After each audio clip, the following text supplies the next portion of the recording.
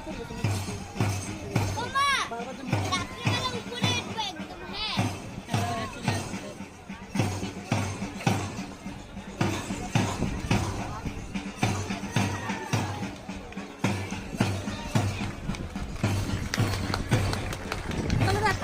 এখন জাতীয় সঙ্গীত বাজাবো। জাতীয় সঙ্গীত সাধু, তুমি জাতীয় সঙ্গীত রেডি করো।